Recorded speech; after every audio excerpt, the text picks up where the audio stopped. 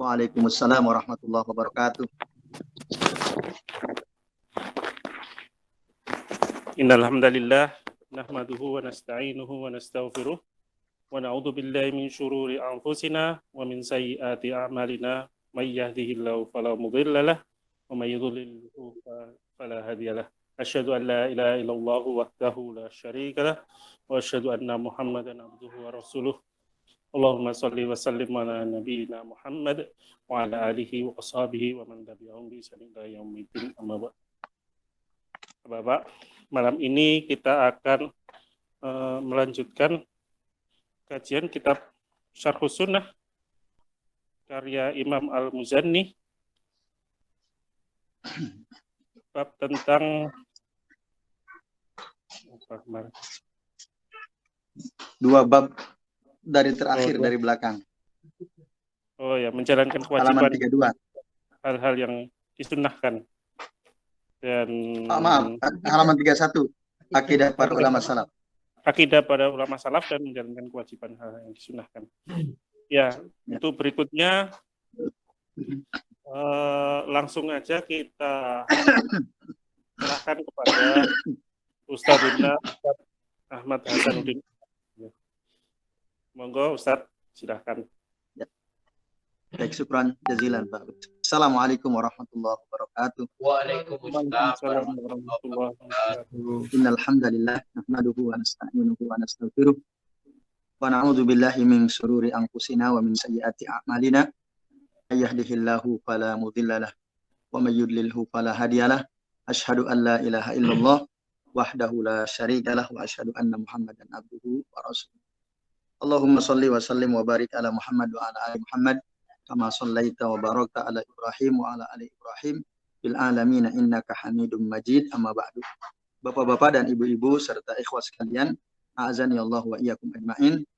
Alhamdulillah, puji dan syukur marilah senantiasa kita haturkan kehadirat Allah Subhanahu wa taala yang telah mengizinkan kita semua bisa bertemu ya di majelis kajian lewat Google Meet ini pada malam hari ini dalam keadaan ya, tidak ada halangan dan insya Allah sehat walafiat.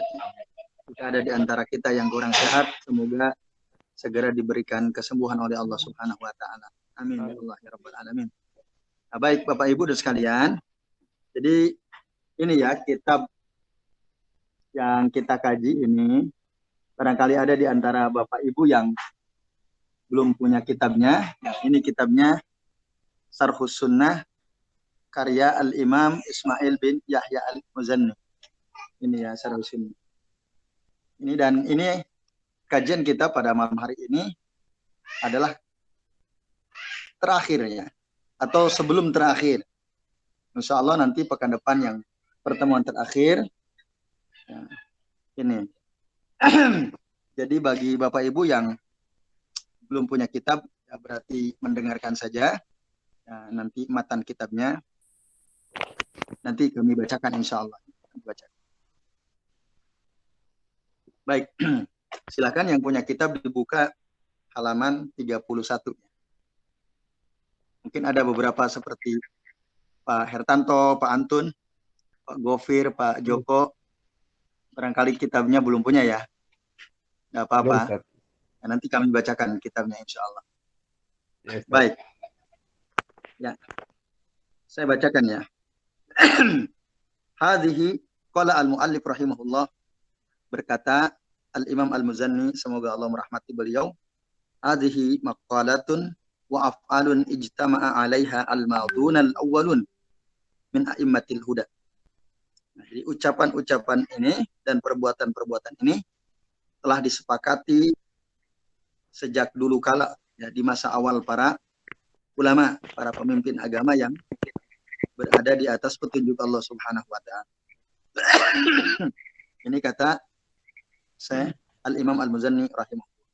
Nah, maksudnya Bapak Ibu dan sekalian, akidah yang kita sudah bahas dari halaman pertama sampai halaman ke-31 itu adalah akidah yang diyakini atau yang diamalkan oleh para ulama terdahulu. yaitu para sahabat Nabi Shallallahu Alaihi Wasallam.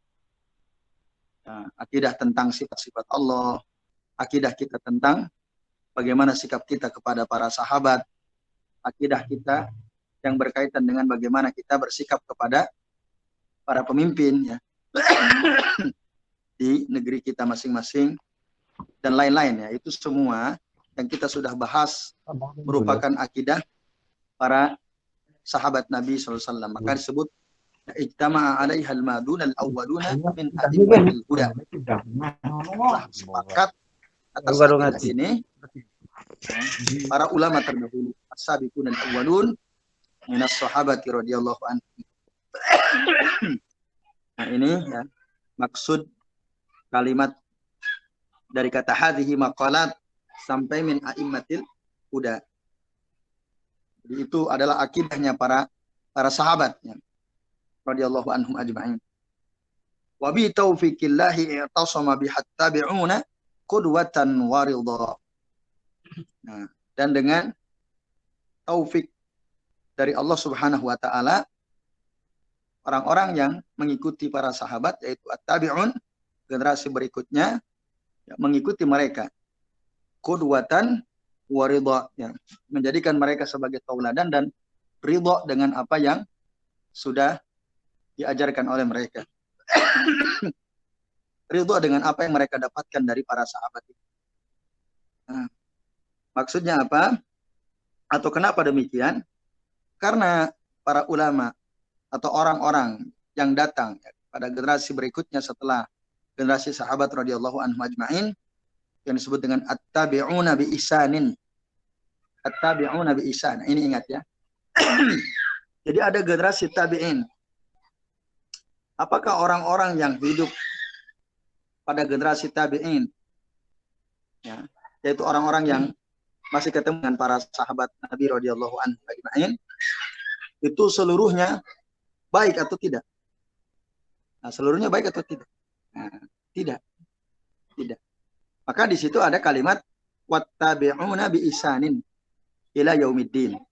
Orang-orang yang mengikuti Nabi dan para sahabat dengan baik, bi ihsan. Yang dimaksud dengan baik itu apa? Dengan baik itu tanpa menambah-nambahi, tanpa mengurang-urangi. Nah, itu disebut at-tabi'una bi ihsan. Nah, kalau ada tabi'in, mungkin ada orang tokoh hidup di masa tabi'in, pernah ketemu sahabat, lalu kemudian misalnya dia berpendapat ya, dan pendapatnya itu bertentangan dengan amalan para sahabat, bertentangan dengan apa yang dikatakan oleh Nabi dan diamalkan oleh Nabi, berarti dia tidak ihsan dalam berittiba kepada Nabi dan para sahabat. Nah, ini bapak-bapak dan ibu-ibu serta adik sekalian. Nah, kenapa generasi setelah sahabat yaitu at-tabi'un mereka ridha, mereka menjadikan para sahabat sebagai qudwah. Apalagi tentu saja Nabi SAW dijadikan sebagai qudwah. Nah, karena terkait dengan masalah sahabat ini, Nabi SAW pernah menyampaikan dalam hadis sahih, dalam hadis sahih riwayat Imam Al-Bukhari dan Imam Muslim muttafaqun alaih. Kata Nabi, qala Nabi SAW, khairun nasi qarni, summa alladhina yalunahum, summa alladhina yalunahum. Jadi sebaik-baik manusia itu adalah pada masaku, pada kurunku.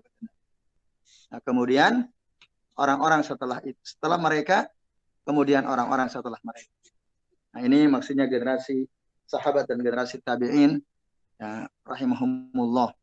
Nah, itu sebab kenapa para tabi'in, tabi'in yang bi'isan tadi, mereka mengikuti ridha, menjadikan para sahabat sebagai qudwah, karena mereka itu sebaik-baik generasi, sebagaimana dijelaskan oleh Rasulullah Sallallahu Alaihi Wasallam.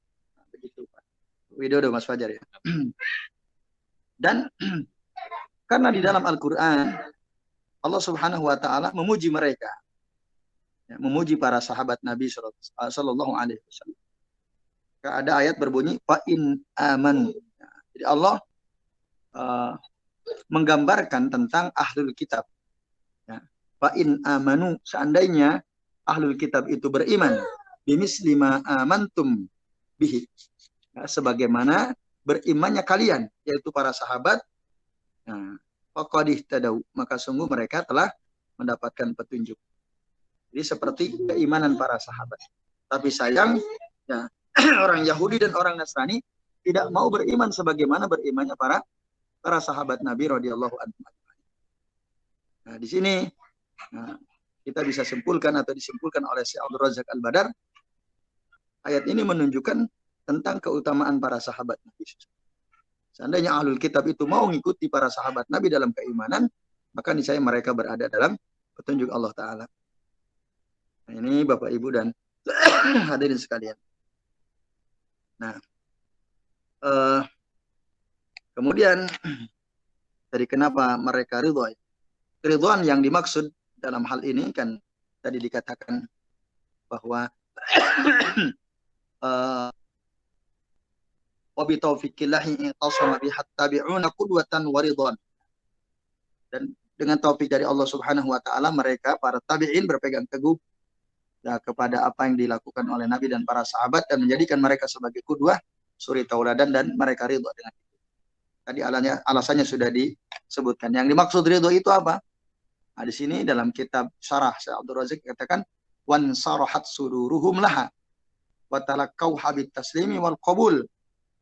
Nah, mereka lapang dadanya menerima apa yang dicontohkan oleh Nabi dan para sahabat. Mereka betul-betul pasrah dan menerima ya, taslim wal qabul. Pokoknya apa saja yang diajarkan Nabi, diajarkan para sahabat, dilakukan oleh Nabi, dilakukan sahabat, nah, itu diterima dengan lapang dada. Nah, begitulah memang seharusnya. Li'annahal aqidah allati umirna bil imani biha fil kitabi was sunnah.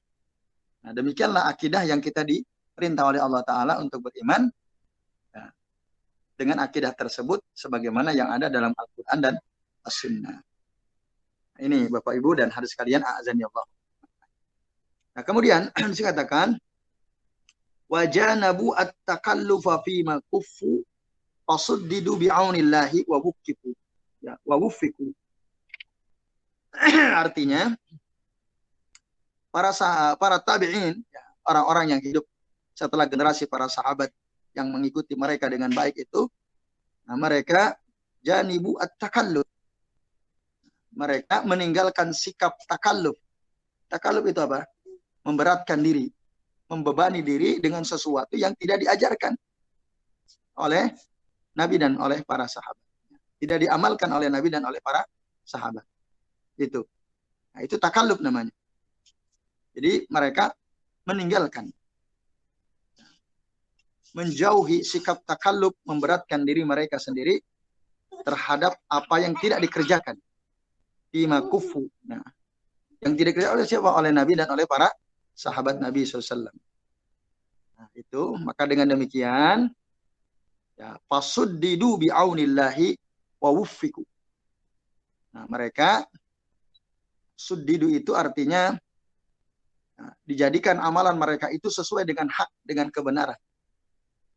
Dikokohkan mereka di atas kebenaran. Itu fasuddidu.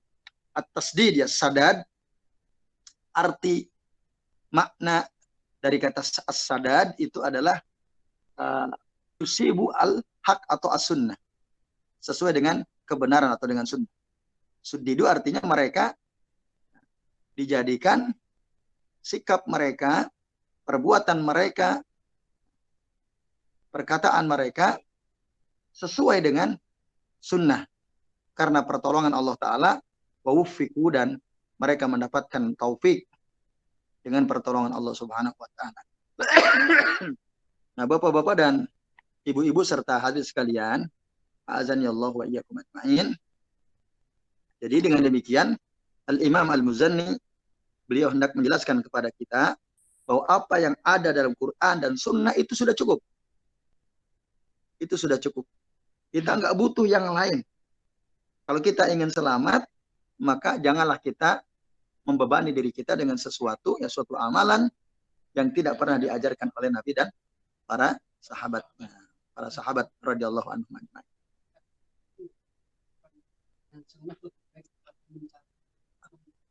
Bersungguh-sungguh dalam bid'ah. Nah, yaitu asar dari sahabat Abdullah bin Mas'ud radhiyallahu anhu.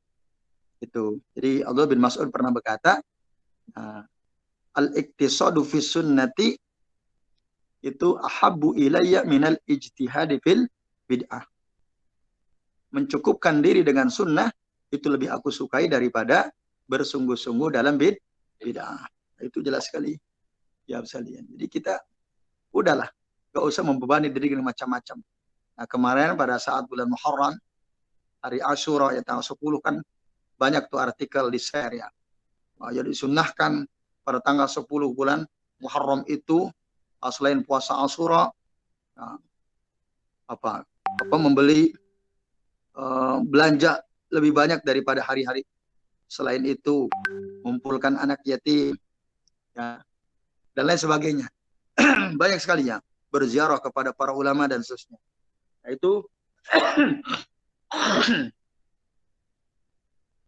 itu namanya takallub. Rasul ya tidak pernah menjelaskan amalan di tanggal 10 Muharram kecuali puasa Asyura. Selain itu ya sudah, nggak ada amalan khusus. Kalaupun toh dia mau lakukan silakan, tapi jangan ditaksis. Nah, itulah contohnya.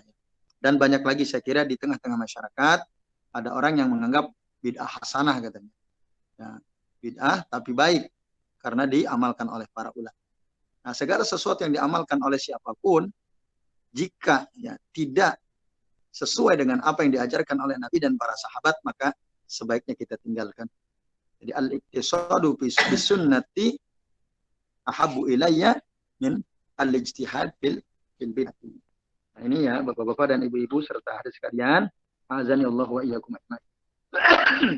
Dan ini sesuai dengan apa yang disabdakan oleh Nabi Shallallahu alaihi wasallam dalam hadis sahih riwayat Abu Daud, Imam At-Tirmidzi, Imam Ahmad, Ibnu Majah dari Al-Irbad bin Sariyah radhiyallahu anhu dan disahihkan oleh Syekh Al-Albani rahimahullah dalam kitab Sahihul Jami, di mana Rasulullah SAW, dan saya kira hadis ini sangat masyhur, mungkin sebagian di antara antum ada yang sudah hafal hadis ini. Apa kata Nabi? Qala Nabi SAW, alaikum bisunnati wa sunnatil khulafa'ir rasyidin al-mahdiyyin min ba'di. Nah, hendaklah kalian berpegang teguh dengan sunnahku dan sunnah para sahabat al-khulafa'ir rasyidin al-mahdiyyin, ya, yang mendapat petunjuk min ba'di setelah aku. Addu 'alaiha bin nawadid, gigitlah dia dengan geraham, gigi geraham. Dalam riwayat yang lain sebutkan tamassaku biha, pegang teguhlah dengan sunnahku dan sunnah para sahabat itu, gigitlah dia dengan gigi geraham. Iyyakum wa muhdatsatil umur, dan jauhilah oleh kalian perkara-perkara baru. Fa inna kulla muhdatsatin bid'ah, karena setiap perkara baru dalam agama itu adalah bid'ah. Wa kulla bid'atin dhalalah, dan setiap perbuatan bid'ah itu adalah sesat.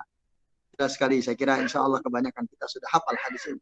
Ini harus kita pegang teguh hadis sahih ini. Ya. Orang macam-macam ngomong, ya, berargumen, dakik-dakik begitu ya.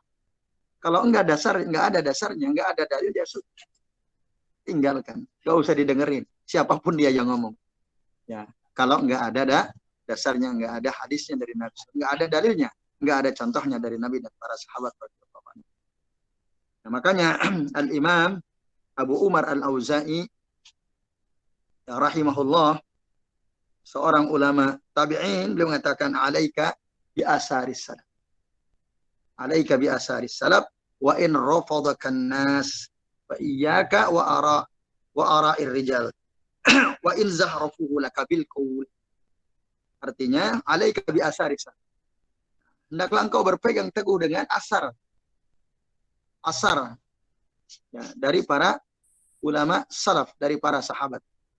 Maksudnya asar di sini apa yang ya, kita dapatkan dari para sahabat Nabi radhiyallahu anhum ajma'in.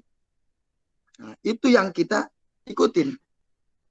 Wa in rafadakan nas, meskipun dengan demikian orang menganggap kita sebagai ya Rafidhah gitu ya. Rafidhah. Rafidhah kelompok orang Syiah gitu ya. Atau meskipun kita dianggap radikal gitu ya. Kita dianggap ekstrim, kita dianggap tidak berpikiran maju misalnya. Karena kita berpegang teguh kepada Al-Quran dan Sunnah. Kita berpegang teguh kepada apa yang disampaikan oleh Nabi, diamalkan oleh para sahabat. Nah, maka tidak ada masalah. Wa iyyaka wa ara'ir rijal, kata Al-Imam Al-Auza'i. Jauhilah oleh kalian, ya, pendapat orang-orang. Ya, pikiran orang-orang, pendapat orang-orang, jika pikiran dan pendapat orang-orang tersebut tidak sesuai dengan sunnah, dengan Quran dan sunnah. Tidak sesuai dengan, ya, amalan para sahabat Nabi SAW. Wa in zahrafuhu bil qaul, meskipun mereka menghiasi, ya, menjadikan, ya, omongannya itu indah gitu ya. Indah, sangat rasional gitu ya. Misalnya. Meskipun demikian, udah tinggalin. Karena nggak ada dalilnya, nggak ada dasarnya dari Nabi dan para sahabat radhiyallahu anhu. Nah, ini bapak-bapak dan ibu-ibu serta hadirin sekalian, a'azani Allah wa iyyakum ajmain. Jadi kita nggak usah takalluf, ya, membebani diri kita untuk mengamalkan amalan-amalan yang nggak ada contohnya. Itu. Makanya para ulama tabi'in mereka dikatakan oleh Syekh Al-Imam Al-Muzanni, wa janabut takallufa fi makufu. Mereka menjauhi sikap takalluf, membebani diri mereka dengan sesuatu yang tidak dilakukan oleh para sahabat. Maka Abdullah bin Mas'ud juga pernah mengatakan, ittabi'u wa la tabtadi'u faqad kufitum. Ikutilah sudah Nabi dan para sahabat. Jangan berbuat bid'ah, karena sudah cukup bagi kalian dengan mengikuti Nabi dan mengikuti para sahabat. Nah, dalam kitab Lum'atul I'tiqad, ya, Ibnu Qudamah Al-Maqdisi rahimahullah mengatakan, man lam yasa'hu ma wasi'a Rasulullah sallallahu alaihi wasallam wa ashabahu at-tabi'ina lahu bi ihsan wal a'immah min ba'dihim fala wassa'allahu lahu. Artinya, barang siapa yang tidak legowo, ya, dengan apa yang Nabi dan para sahabat, para tabi'in yang mengikuti mereka dengan baik, dan para ulama setelah mereka, nah, merasa legowo.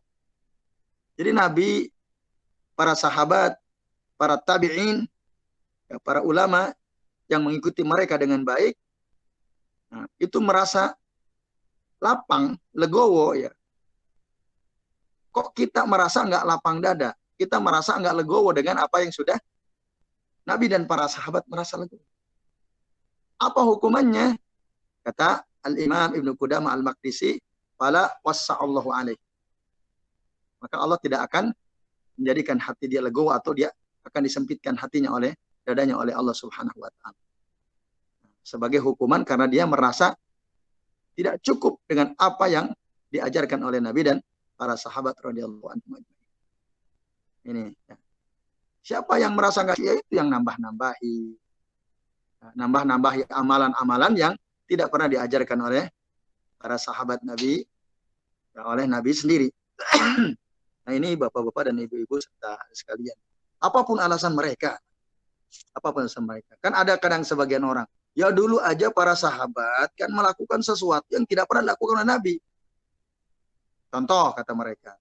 Nah, contoh, mengumpulkan Quran. Apakah ada contohnya dari Nabi? Tidak ada. Tapi kenapa pada zaman Utsman bin Affan radhiyallahu anhu, ya, dibentuk tim yang mengumpulkan mushaf, maka jadilah mushaf Utsmani. Itu kan nggak pernah.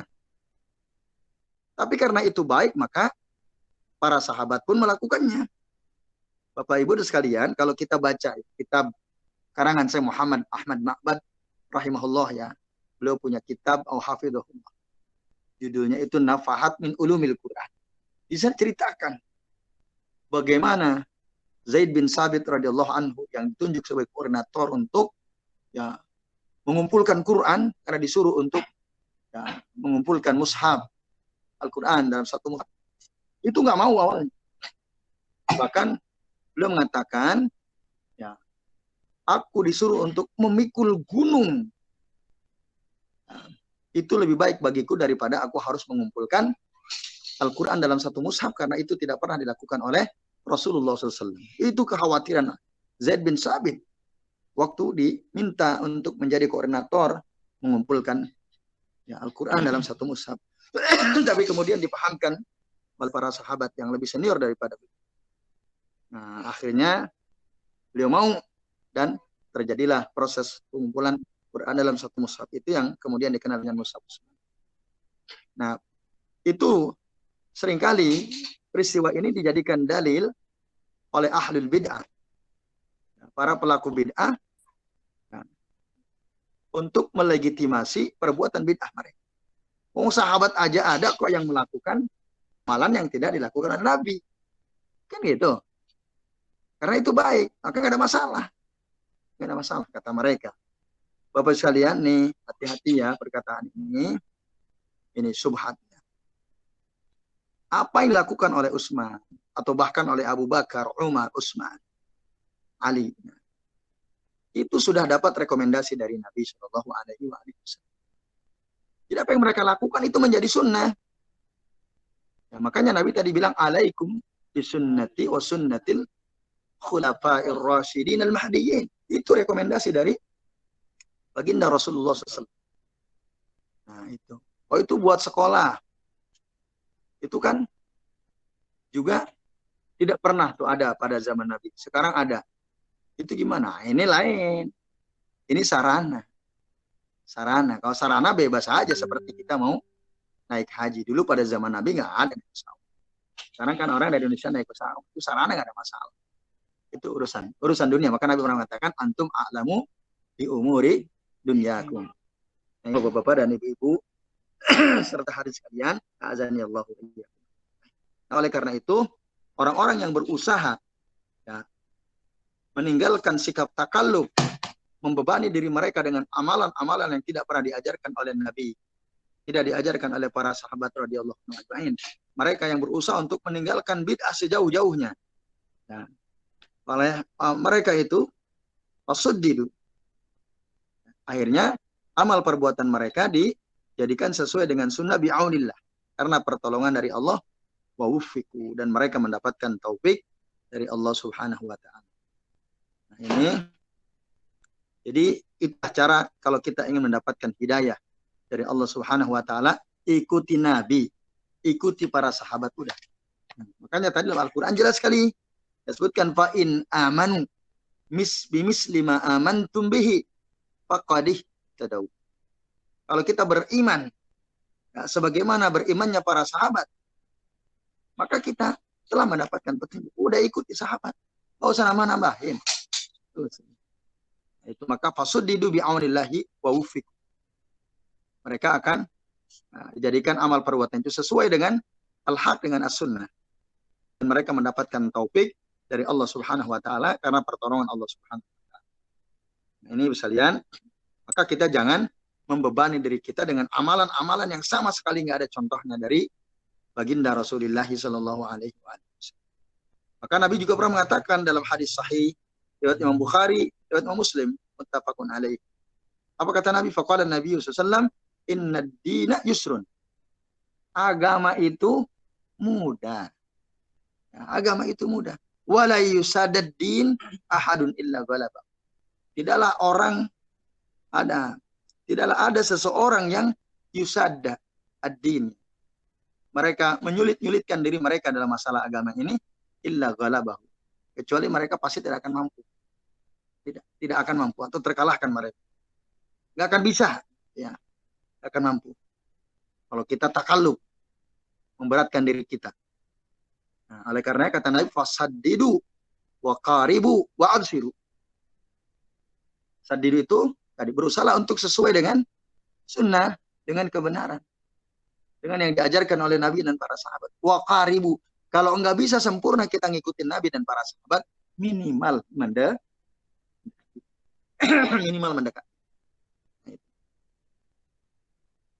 Nah, ini bersalian ya. Jadi, dan untuk bisa mengikuti Nabi dan para sahabat dengan sempurna, tidak ada caranya kecuali kita mempelajari sunnahnya. Harus begitu. Ya kalau kita nggak pernah duduk di majelis ilmu, nggak pernah mempelajari hadis-hadis Nabi, tidak pernah mempelajari sunnah-sunnah Nabi, bagaimana kita bisa ya, bisa hidup, beribadah, beramal sesuai dengan sunnah Nabi? Atau bagaimana mungkin kita bisa mendapatkan sikap as-sadad tadi? Nggak mungkin. Sadad itu sesuai dengan sunnah Nabi SAW. Nah, oleh karenanya mudah-mudahan kita terus ya, termotivasi, terdorong buat kalian untuk ya, hadir di majelis-majelis ilmu yang di dalamnya dibahas sunnah-sunnah Rasulullah SAW, dan itu sangat banyak sekali. Jadi apa yang sudah kita tahu ini nggak seberapa. Ya, jadi ilmu Allah itu masih sangat luas. Oleh karenanya mari kita terus mendorong diri kita masing-masing untuk senantiasa belajar yang mempelajari Quran dan sunnah-sunnah Rasul SAW.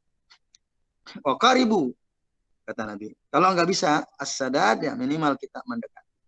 Wa absiru, dan berbahagialah. Ya. Bahagialah bahwa setiap amalan yang kita lakukan itu akan mendapatkan pahala dari Allah Subhanahu wa Ta'ala sesuai dengan tentu saja keikhlasan kita masing-masing. Nah, ini Bapak-bapak dan Ibu-ibu serta sekalian. Yang terakhir, saya katakan lam yarghabu anit tibai fa yuqassiru wa lam yujawizuhu tazayyudan fayaqtadu. Jadi mereka orang-orang yang mengikuti Nabi dan para sahabat dengan mereka yang ingin ittiba, ya, tidak membenci ittiba. Mereka yang tidak benci ittiba. Kalau ahlul bid'ah pasti mereka sengaja atau tidak mereka benci ittiba, nggak mau ngikutin Nabi dan para sahabat, makanya ditambah-tambahin. Nah, orang-orang yang tidak membenci ittiba Nabi dan para ulama salafus salih. Nah, jadi tabi'in, generasi tabi'in yang bi'ihsan tadi, mereka mengikuti Nabi dan para sahabat, ya. Mereka tidak benci untuk ittiba kepada Nabi sahabat, karena mereka tidak membenci Nabi dan para sahabat untuk berittiba kepada mereka. Nah, maka fayuqassiru, mereka tidak melakukan taksir. Taksir itu tidak ngurang-ngurangi. Pokoknya apa yang diajarkan Nabi sahabat, ya itu dia terima dengan lapang dada, tidak dikurangi. Walam yujawizuhu tazayyudan, dan tidak pula mereka menambah-nambah sehingga mereka fayaqtadu, berlebihan. Itu. Jadi tidak mengurangi, tidak menambah, tidak meremehkan, tidak bersikap berlebihan. Nah, itu enggak. Nah, itulah sikap yang baik, ya. Jadi kita tidak boleh ifrat, tidak boleh tafrid. Tidak boleh meremehkan, tidak boleh berlebihan, tidak boleh al-jafa wal gulu, ya. Jafa itu tadi menganggap remeh, tidak pula kita berlebihan di dalam mengikuti Nabi dan para sahabat radhiyallahu anhum ajma'in. Nah, ini Bapak-bapak dan Ibu-ibu serta hadirin sekalian, gitu. Jadi kita nggak boleh gulu, tidak boleh juga meremehkan. Jadi perkara-perkara yang pernah dilakukan oleh Nabi dan para sahabat, sekecil apapun, ya kita harus anggap itu sesuatu yang mulia, sesuai aku. Ya, contoh aja doa, ya, mau tidur, doa ketika mau makan, doa ketika mau pakai baju, doa ketika mau masuk masjid, doa keluar kamar mandi dan seterusnya. Itu perkara remeh-temeh, tapi jangan pernah dianggap remeh. Jangan taksir. Ya.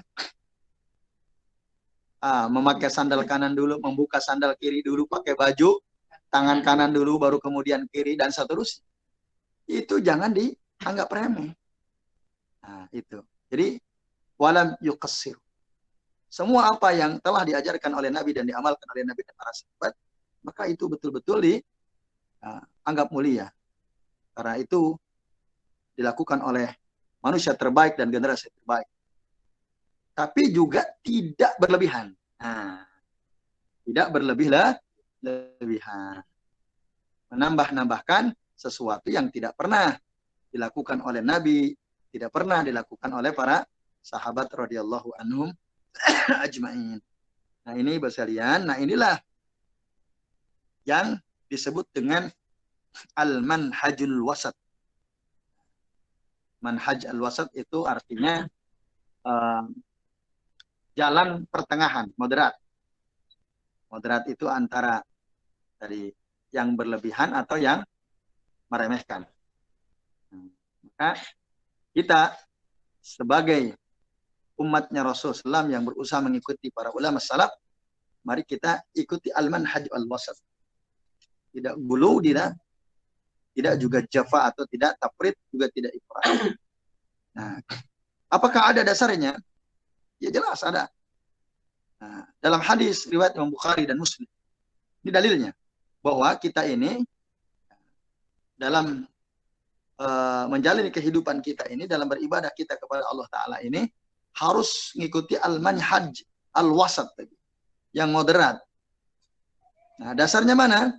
Dasarnya hadis dari riwayat Anas bin Malik radhiyallahu anhu yang dikeluarkan oleh Imam Bukhari dan Muslim dan disepakati oleh beliau berdua tentang kesahihan hadis ini. Apa kata Nabi? Nah, maka kata Anas bin Malik radhiyallahu anhu mengatakan, "Jaa salasatu rahtin ila buyuti azwajin Nabi sallallahu alaihi wasallam yas'aluna an ibadatin Nabi sallallahu alaihi wasallam." Datang 3 orang ke rumah istri-istri Nabi SAW. Ada 3 orang sahabat datang ke rumah istri-istri Nabi. Untuk apa? Yas'aluna an ibadatin Nabi sallallahu alaihi wasallam. Untuk bertanya tentang bagaimana sih ibadahnya Nabi itu. Falamma ukhbiru, ketika disampaikan, dikabarkan kepada mereka oleh istri-istri beliau, ka'annahum taqalluha. Nah, seakan-akan ketiga orang ini menganggap kecil amalan Nabi. Lah, kok cuman begitu amalnya, gitu ya. Nah, gitu ya. Mereka anggap, wah, ternyata gampang banget. Mungkin Nabi kalau malam beliau tidur, nanti bangun, sholat. Kadang beliau puasa, kadang tidak. Beliau bersenang-senang dengan istrinya. Nah, beliau tidak membujang hidup. Itu gampang banget. Nah, itu. Ya, ada kesan mereka bertiga ini menganggap ya, kecil apa yang dilakukan oleh Nabi. Faqalu, maka mereka berkata, wa aina nahnu minan Nabi sallallahu alaihi wasallam. Kita ini apalah dibanding Nabi sallallahu alaihi wasallam. Nabi begitu amalnya, ya karena kan Nabi ya, beliau itu qad ghufira lahu ma taqaddama min dzambihi wa ma ta'akhkhar. Beliau itu adalah orang yang telah diampuni dosanya yang telah lalu dan yang akan datang. Jadi wajarlah kalau Nabi amalnya cuma segitu. Nah, qala ahaduhum, maka salah satu di antara mereka berkata, ama ana fa inni usallil laila, sedangkan aku ini selalu sholat malam abadan, selama-lamanya. Aku sholat malam terus. Wa qala al-akhar, sementara yang kedua mengatakan, ana asumu dhahra wa la uftir. Saya puasa sepanjang hari, nggak pernah buka puasa terus. Nah, wa qala al-akhar, dan yang ketiga mengatakan, ana a'tazilun nisa fala atazawwaju abada. Saya jauhi wanita dan saya tidak akan menikah selama-lamanya. Ingin fokus ibadah pada Allah Subhanahu wa taala. Nah, itu ya. Jadi mereka merasa, "Oh, saya ini sholat terus. Kalau malam sholat lail terus, panjang malam sholat. Oh, saya puasa terus. Oh, saya tidak mendekati wanita." Lalu apa yang terjadi? Faja'a Rasulullah sallallahu alaihi ilaihim. Maka Rasul pun datang menemui mereka, orang-orang yang tadi bertanya tentang amalan Nabi. Lalu Nabi berkata kepada mereka, "Antumul ladina qultum kada wa kada." Kaliankah yang berkata begini dan begini? Tanpa mendengar jawaban mereka, karena memang adalah mereka kan. Rasul langsung tahu dari isi-isi beliau. Amma wallahi inni la ahsakum lillahi wa atqakum lahu. Nah, sedangkan sungguh aku ini adalah orang yang paling takut kepada Allah. Orang yang paling takwa kepada Allah Subhanahu wa taala di antara kalian. Lakinni asumu wa uftir. Tapi aku ini puasa, aku juga buka. Wa usalli wa arqud. Aku sholat lail, tapi aku juga tidur. Wa atazawwajun nisaa, dan aku pun menikahi wanita. Nah, itu katanya. Faman ragiba an sunnati falaysa minni. Barang siapa yang tidak senang kepada sunnahku, maka dia bukan golonganku, atau bukan orang yang mengikuti sunnahku. Hadis akhrajahu al-Bukhari wa Muslim. Nah, ini bapak-bapak dan ibu-ibu serta sekalian, ya dalilnya bahwa kita ini harus ikuti al-manhaj al-wasat atau manhajus salaf. Tidak bersikap ifrat atau tidak bersikap tafrid. Nah, tidak meremehkan, tidak berlebihan. Tidak jafa, tidak juga hulu. Tidak. Itu. Dan kalimat terakhir dari Al-Imam Al-Muzanni rahimahullah yang mengatakan, "Fanahnu billahi wasiqun wa alaihi mutawakkilun wa ilaihi fittiba'i asarihim ragimun." Nah, kepada Allah lah kami percaya. Fanahnu billahi wasiqun wa alaihi mutawakkilun. Dan hanya kepada Allah lah kami bertawakal. Wa ilaihi fittiba'i asarihim ragibun. Dan kepada Allah lah kami berharap dalam mengikuti jejak hidup, kehidupan mereka, para ulama salaf, para sahabat Nabi Sallallahu Alaihi Wasallam. Nah, Bapak Ibu sekalian, ini penegasan dari Al-Imam Al-Muzanni rahimahullah tentang pentingnya kita bersandar kepada Allah Ta'ala.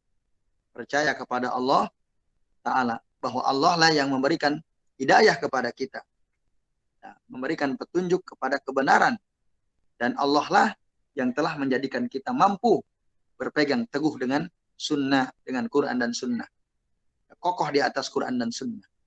Oleh karenanya kita harus percaya pada Allah, kita memohon kepada Allah, bertawakal kepada Allah, sambil kita terus berdoa meminta hidayah taufik kepadanya. Nah, karena Allah lah yang maha pemberi taufik. Kita harus percaya pada Allah, tawakal kepada Allah.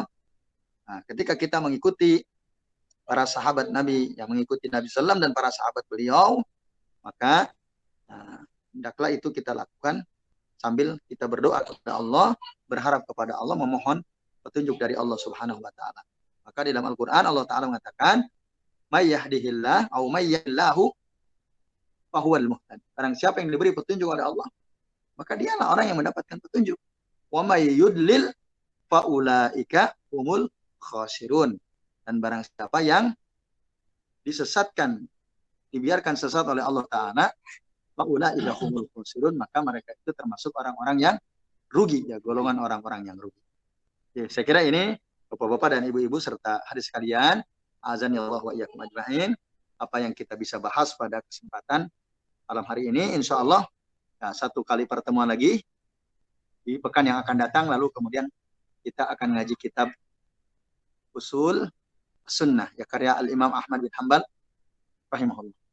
Nah, nanti bapak-bapak, ibu-ibu yang hadir ya lewat Google Meet, gimana ya caranya ya? Ini silakan nomor antum di-share ke saya, nanti saya masukkan ke grup kajian akidah. Nah, nanti akan kami share kitab yang akan kita pelajari setelah kitab ini selesai. Oke, atau nanti bisa di-share di grup info kajian Jogja ya, yang dulu grup MPD dulu ya. Ya, supaya nanti pada saat bapak-bapak, ibu-ibu mengikuti kajian setelah kitab ini tamat, selesai, bapak ibu punya kitabnya gitu ya. Jadi kan enak sambil ngaji, sambil pegang kitabnya. Nah, itu. Ya, saya berharap sih setiap yang mengikuti kajian ini ada kitab yang dimiliki ya, kitab matan yang kita kaji bersama-sama. Jadi saya kira ini ya, sekarang jam 9 kurang 10 menit, ada waktu 10 menit untuk tanya jawab. Barangkali ada yang belum jelas, silahkan ditanyakan. Nanti Pak Prisko yang akan memoderatori. Oke, baik. Ada pertanyaan Pak Prisko ya. Ini dari siapa, Bu Nana ya. Ntar saya coba cek. Nah, pertanyaannya, Assalamualaikum warahmatullahi wabarakatuh. Waalaikumsalam warahmatullahi wabarakatuh, Bu Nana ya. Dalam beribadah kita tidak boleh berlebihan.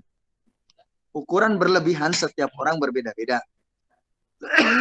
Lalu untuk ukuran standar tidak berlebihan itu bagaimana, Ustaz? Jelas ya pertanyaannya, Bapak Ibu yang hadir. Ini ada satu pertanyaan dari salah satu jamaah ya. Saya ulangi pertanyaannya. Dalam beribadah kita tidak boleh berlebihan. Ukuran berlebihan setiap orang berbeda-beda. Lalu untuk ukuran standar tidak berlebihan itu bagaimana? Baik, terima kasih Bu Nana ya atas pertanyaannya. Nah, ukuran berlebihan itu ya, adalah ketika dia mengamalkan satu amalan yang enggak ada contohnya dari Nabi dan para sahabat, itu berlebihan. Gitu. Nah, kalau soal dia misalnya rajin sholat lail, menjaga sholat witir, rajin puasa Senin Kemis, rajin puasa 3 hari setiap bulan, nah, itu bagus, tidak berlebihan karena ada dasarnya. Setiap amalan yang kita lakukan jelas dalilnya, sahih dalilnya, ya, meskipun mungkin tidak semua orang mampu melakukannya, maka itu bukan berlebihan. Kita semua tentu ingin kan mampu puasa Senin Kemis, mampu puasa 3 hari setiap bulan. Kita ingin juga mampu sholat lail sepanjang setiap malam, bisa istiqamah sholat duha, istiqamah menjaga sholat witir, istiqamah sholat sunnah fajar misalnya. Zikir pagi petang nggak pernah ketinggalan misalnya. Sedekah dan lain sebagainya. Kita semua pengen. Nah, maka apabila kita mampu melakukan itu semua dalam satu hari misalnya, kita sholat duha, sholat lail, sholat witir, sholat sunnah fajar, sholat qobliyah ba'diyah, itu nggak ada yang ketinggalan. Qobla zuhur 4 rakaat, ba'da zuhur 4 rakaat, qobla asar 2 rakaat. Ya, misalnya qobla maghrib, qobla isya, ba'dal maghrib, ba'dal isya. Meskipun yang qobla maghrib, qobla isya itu wairu muakkadah ya. Yang muakkadah yang ba'dal maghrib, ba'dal isya. Semua kita lakukan.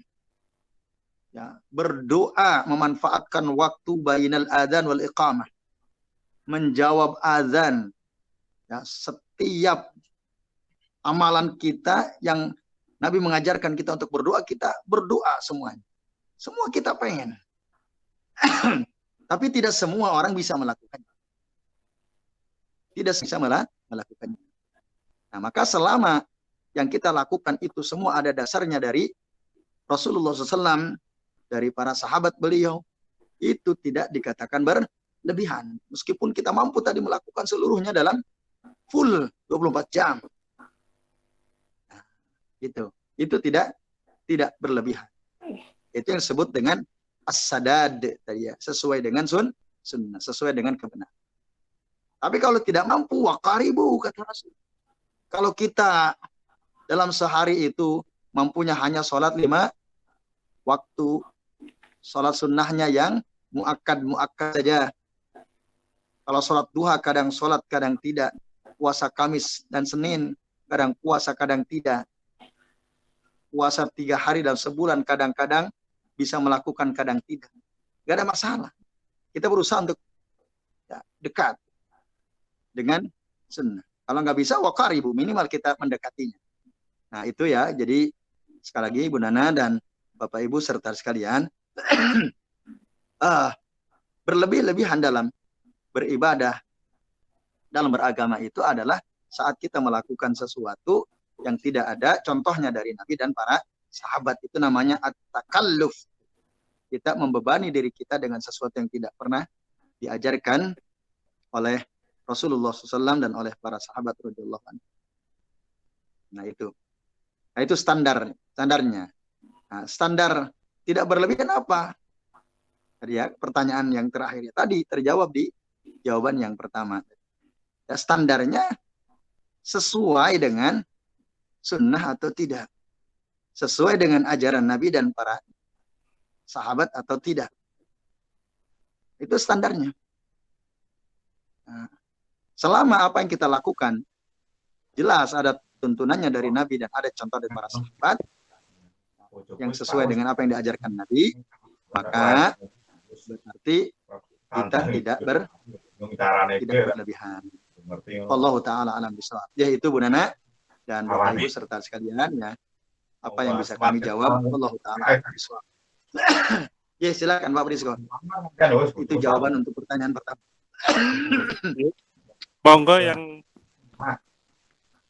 Mau tanya lagi selain Bu Nana tadi siapa? Orang web air ke? Oh iya, Padahal positif. positif makanya kuwi. Maaf bojoku paling ngerteni tonggo Ini kuwi dimatikan mah. juga. Iya, monggo. Bapak Ibu dan sekalian, barangkali ada yang masih mau bertanya, kami persilahkan. Monggo yang mau bertanya.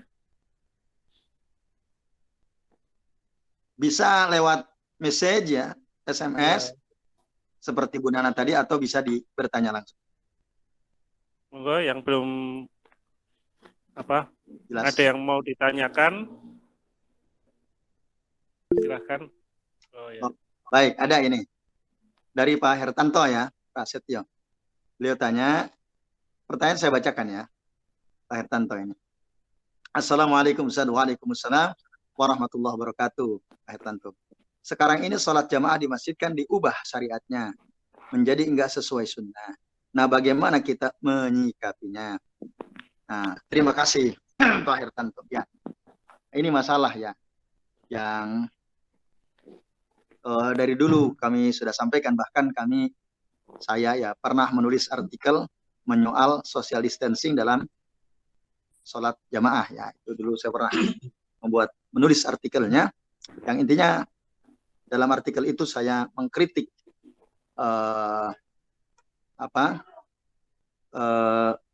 kaum muslimin ya yang sholat berjamaah di masjid tapi tidak sesuai dengan sunnah Rasul Shallallahu Alaihi Wasallam. Nah itu ya, itu bagaimana? Ya meskipun memang ada sebagian ulama ya mereka mengatakan ini ya, dalam rangka juga mengikuti sunnah Nabi SAW. Bukankah Nabi pernah bersabda la dharara wala dirar. Jadi tidak boleh kita membahayakan orang lain ya. Atau kita tidak boleh membalas orang lain lalu membahayakan orang lain gitu. Nah ini sekalian, itu dalil yang digunakan oleh sebagian ulama yang membolehkan sholat dengan tenggang gitu ya, tidak sesuai dengan sunnah Nabi. Padahal Nabi mengatakan rusu sufu. Bedakan ya sawu sama rusu. Karena ada ustadz menerjemahkan sawu itu rapat. Lain ya. Lurus ya. Jadi sawu itu artinya luruskan sop kalian. Kalau rapatkan tuh rusu sufu fakum. Rusu itu artinya rapatkan sop kalian. Nah, itu yang diperintahkan oleh Nabi. Nah, intinya Nabi tidak pernah dalam keadaan apapun ya, dulu waktu zaman Nabi ada penyakit juga ya, musibah juga, Nabi nggak pernah menyuruh untuk merenggangkan saf ya. Saya kira Ustadz Ihsan Tanjung ya pernah membahas dalam salah satu ceramah beliau ya, dan saya sepakat dengan itu. Nah, karena memang faktanya Nabi nggak pernah menyuruh kita. Ada artikel ya yang mencoba dia mengatakan ada katanya dalilnya. Kapan? Ya waktu Rasul sholat di atas kuda. Waktu sholat Khauf sedang perang. Itu bukan dalil tentang perintah untuk merenggangkan shaf. Nggak nyambung ya. Itu nggak ada. Sedangkan hadis la dharar wala dirar itu hadis umum. Hadis umum ketika berhadapan dengan hadis khusus, maka yang diamalkan hadis khusus. Tentang sholat jamaah itu jelas hadisnya khusus banyak sekali. Ya, tadi sawu sufu fa inna taswiyatus sufu min iqamatis shalah min tamamis shalah rusu sufu fakum la tuqimanna sufu fakum la tuqimanna sufu fakum la tuqimanna sufu fakum aw la yukhalifanallahu baina qulubikum. Itu yang diperintahkan oleh Nabi Shallallahu Alaihi Wasallam. Kita disuruh untuk menegakkan sholat, menegakkan sholat jamaah kita. Tegaknya sholat jamaah kita itu ya, minimal ada dua syarat. Yang pertama lurus, yang kedua rapat. Itu. Tapi tadi memang ada lagi orang beralasan, wah itu di Makkah, Masjidil Haram, Masjid Nabawi, itu gimana? Kan di sana renggang juga. Ya, di sana kan gudangnya ulama. Sekalian, betul sekali. Intinya para ulama itu mereka berijtihad. Ijtihad. Seorang ulama itu bisa kita terima, bisa kita tolak.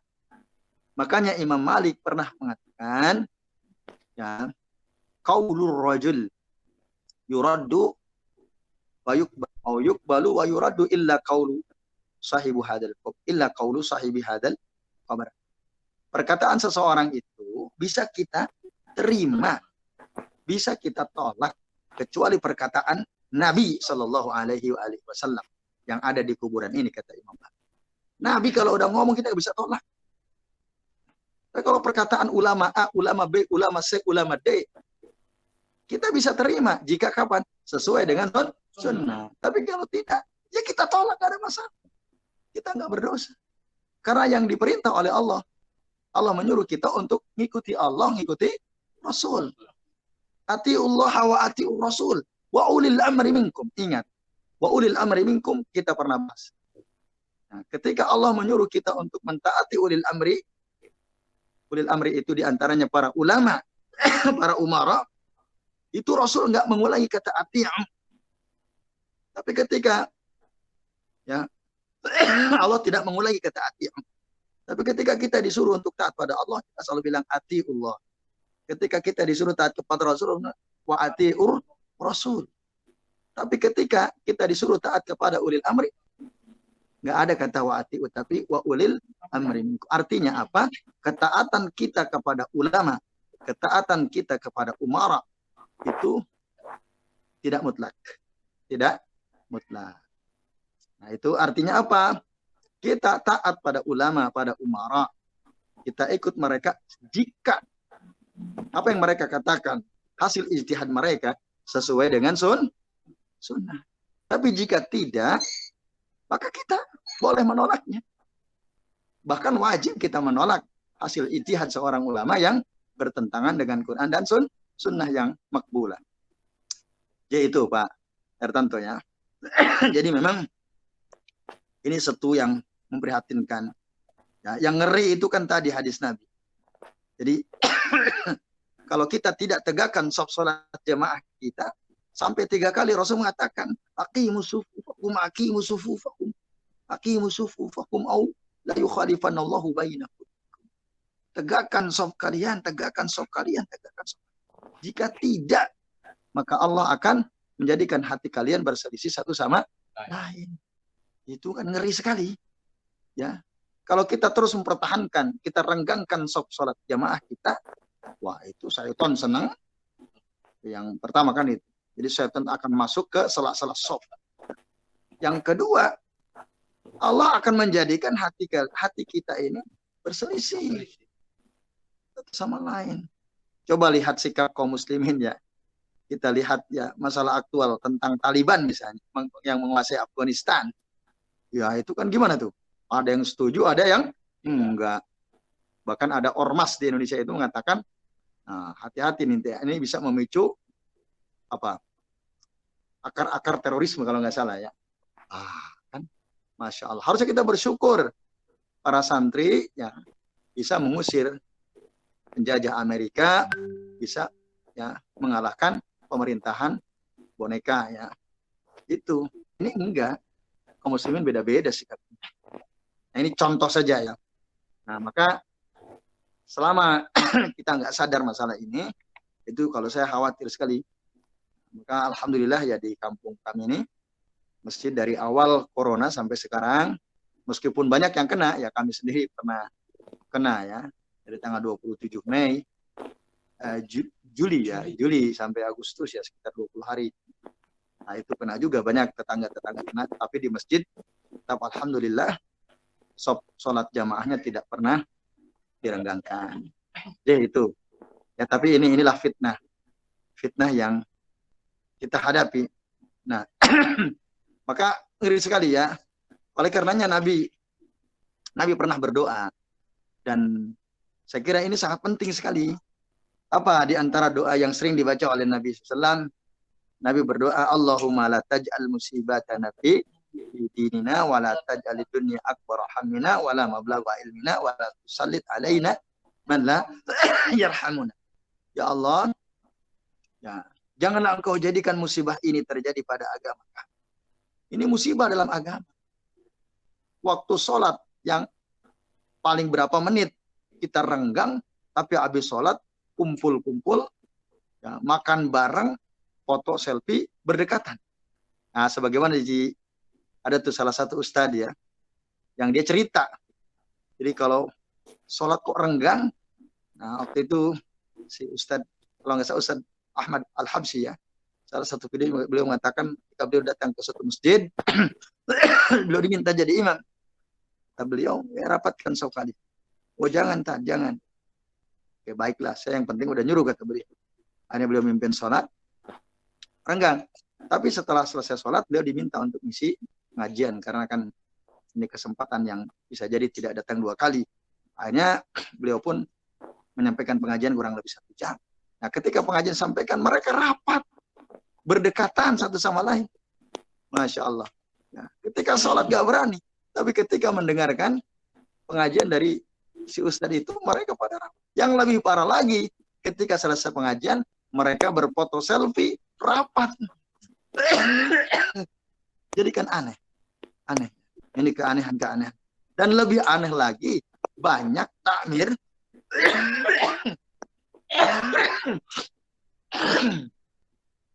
mengikuti. Ya mungkin karena ada sebagian ustadz yang membolehkan gitu ya, membolehkan karena alasan darurat. Wallahu ta'ala. Tapi tadi ya, ketika udah jelas hadisnya dari Nabi SAW, maka ikutilah hadis ini. Nah, itulah yang paling baik ya. Alaikum bisunnah. Termasuk pakai masker ya. Tadi masker.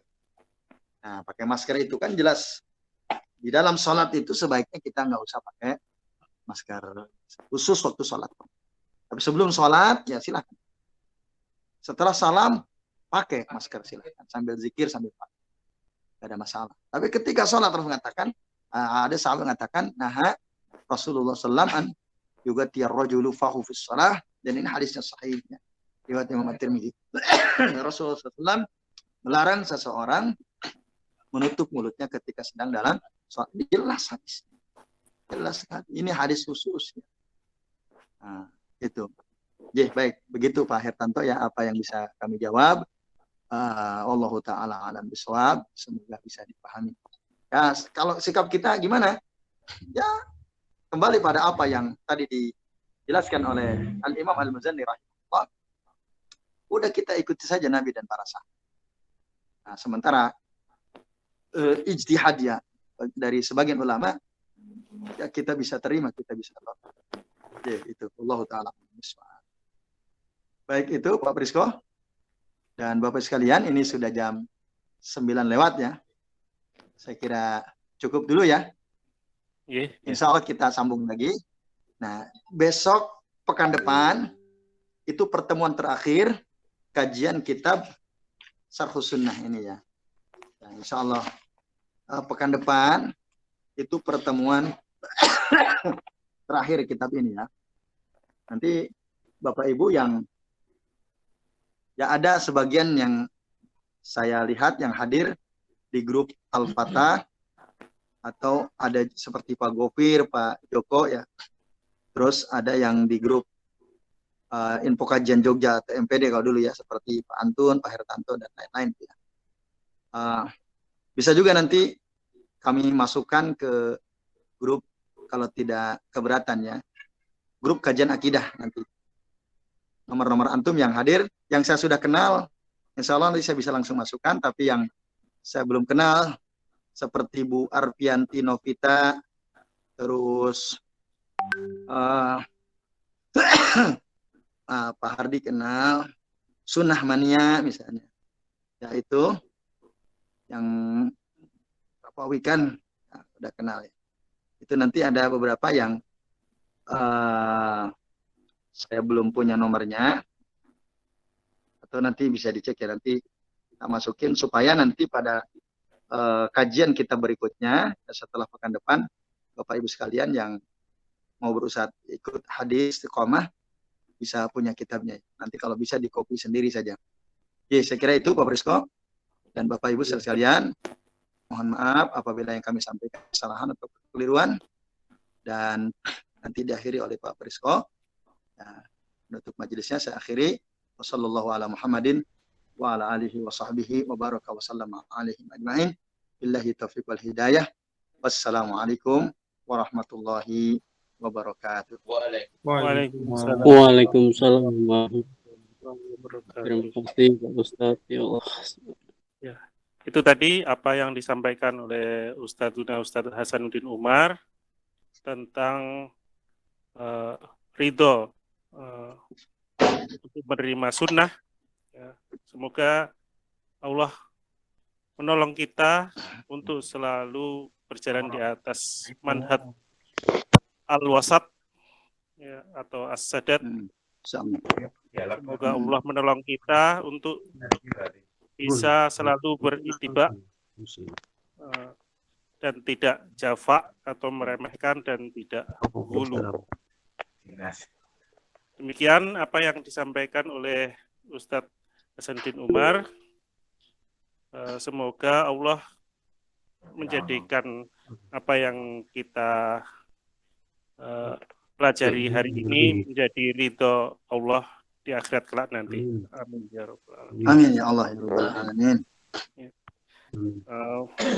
Kemudian kita tutup kajian ini dengan doa kafaratul majlis. Subhanakallahumma wa bihamdika asyhadu an la ilaha illa anta astaghfiruka wa atubu ilaik. Wassalamualaikum warahmatullahi wabarakatuh. Waalaikumsalam warahmatullahi wabarakatuh.